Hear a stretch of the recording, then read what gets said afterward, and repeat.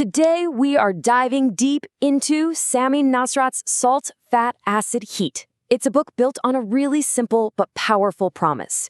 If you can master just 4 elements, you can fundamentally change the way you cook forever.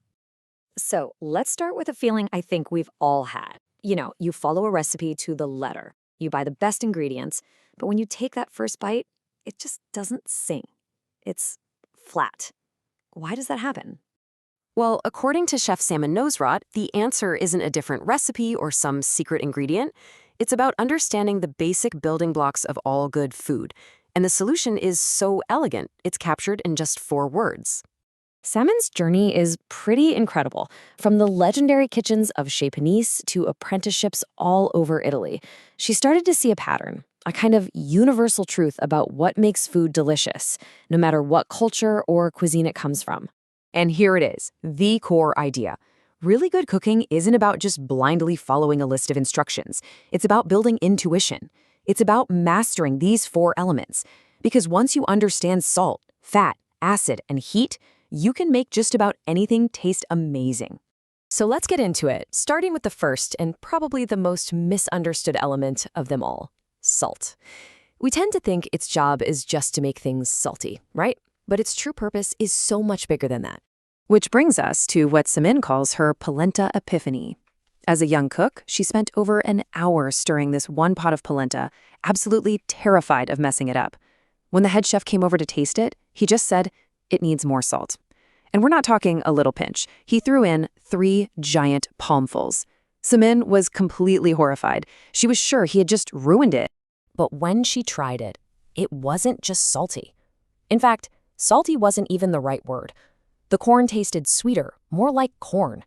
The butter tasted richer. Every single flavor in the pot was just amplified. It was a total game changer. And that's the crucial takeaway here. Salt enhances. Its real job isn't to add a new flavor, but to make your food taste more like itself. It unlocks the flavors that are already there, making them brighter and more vivid. All right, next up, our second element, fat. If salt is the enhancer, fat is the great carrier of flavor. It's also the secret to so many amazing textures in our food. One of the magical things fat can do is create something called an emulsion. Just think about making mayonnaise. You're whisking oil, drop by drop, into an egg yolk. That creamy, luscious, stable texture you get, that's all thanks to fat's ability to bind oil and water together. And here's the really empowering part. If your mayo breaks and turns into a greasy mess, understanding how fat works is exactly how you fix it. Once you get the principle, you're the one in control.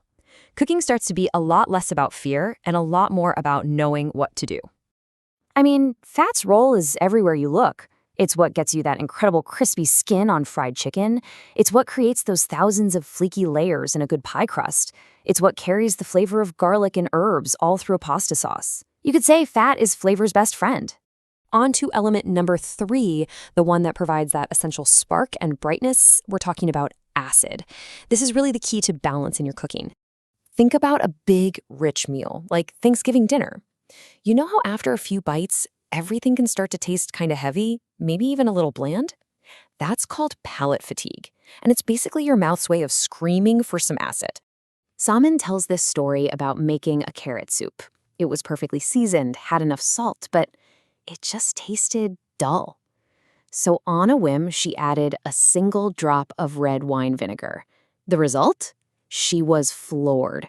The vinegar didn't make the soup sour, it suddenly made the carrots taste so much more vibrant, unlocking flavors she didn't even realize were hiding in there. So that's the job of acid. It provides contrast and balance. A little squeeze of lime, a splash of vinegar, even a dollop of yogurt. It cuts right through the richness of fat, cleanses your palate, and makes all the other flavors just pop. And that brings us to our final element, the one that's all about pure transformation: heat.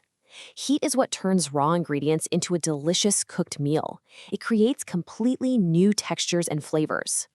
Now, mastering heat is not just about setting your oven to 350 and walking away. Here's a little secret. Your oven is probably lying to you. They can be wildly imprecise, and a good cook knows you can't just trust the number on the dial. The real way to control heat is to use your senses. You have to listen for that sizzle when a piece of meat hits a hot pan. You have to watch for the edges of a cookie to turn that perfect golden brown. You have to smell the amazing aroma of spices toasting. Heat is a dance, and you control it by paying attention. So when you put it all together, salt, fat, acid, and heat, what does it actually mean for you in the kitchen?